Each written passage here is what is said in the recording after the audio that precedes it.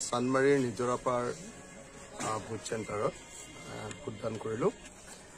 কিন্তু দেখা গৈছে যে বহুত মানে মানুহ হেৰেঙা যোৱাবাৰ যেতিয়া বিধানসভাৰ নিৰ্বাচনত ভোট দিবলৈ আহিছিলোঁ তেতিয়াতো ইয়াত বহুত লাইন আছিলে কিন্তু এবাৰ বহুত ভোটৰ লানিত মানুহৰ সংখ্যা কম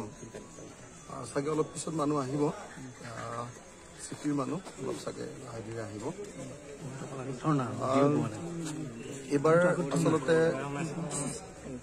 এবাৰ আচলতে যিটো নিৰ্বাচন এই নিৰ্বাচনটো ভাৰতৰ ইতিহাসৰ আটাইতকৈ জটিল আৰু আটাইতকৈ গুৰুত্বপূৰ্ণ নিৰ্বাচন এই নিৰ্বাচনটোত আমাৰ দেশৰ সকলো সচেতন মানুহে ভয় কৰিছে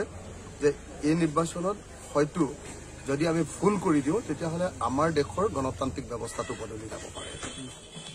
আমাৰ দেশৰ সংবিধানখন হয়তো বদলি হৈ যাব পাৰে আমাৰ দেশৰ যি ধৰ্মনিৰপেক্ষ চৰিত্ৰ সেই চৰিত্ৰৰ পৰিৱৰ্তে আমাৰ দেশ হয়তো এখন ধৰ্মীয় মৌলবাদী দেশত পৰিণত হ'ব পাৰে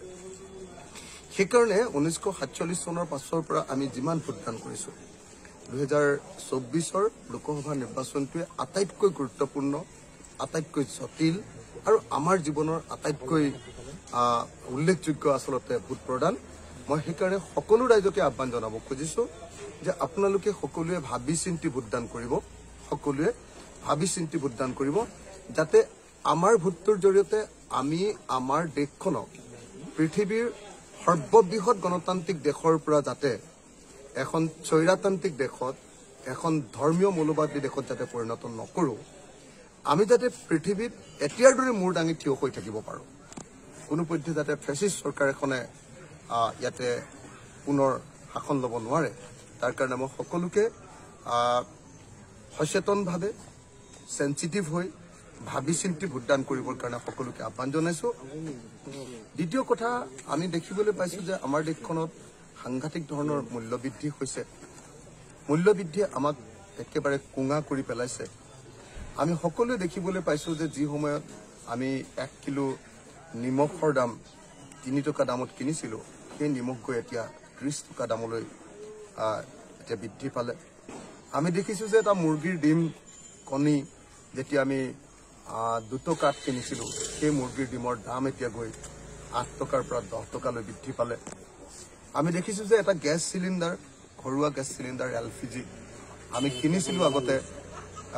410 টকা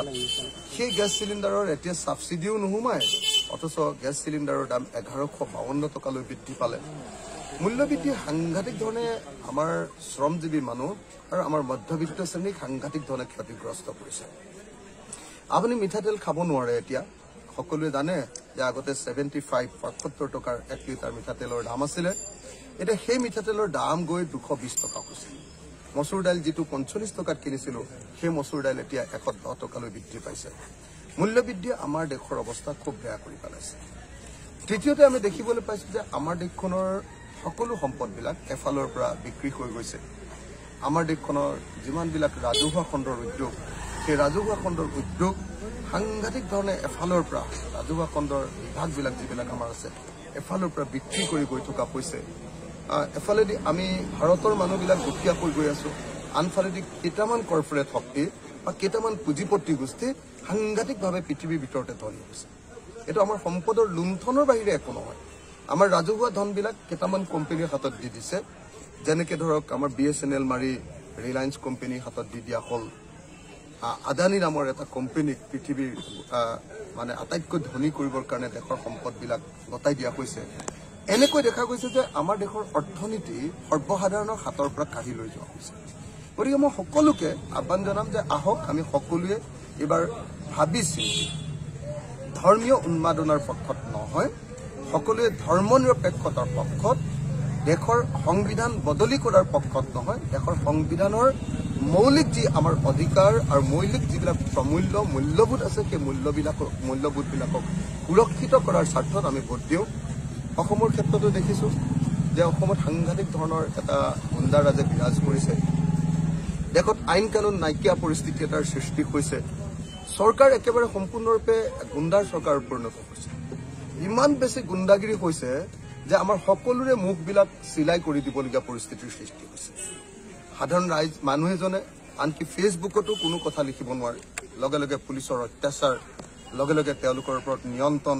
বাক স্বাধীনতাৰ ওপৰত আক্ৰমণ গতিকে আমি স্বাধীন দেশ এখনত থাকিব খোজো গণতান্ত্ৰিক দেশ এখনত থাকিব খোজো আৰু এবাৰ আমাৰ নিৰ্বাচনে আমাক পুনৰ এবাৰ সুযোগ দিছে যে আমি এখন স্বাধীন দেশত গণতান্ত্ৰিক ব্যক্তিৰ নিচিনাকে যাতে সদায় থাকিব পাৰো তাৰ কাৰণে সুযোগ প্ৰদান কৰে মই সকলোকে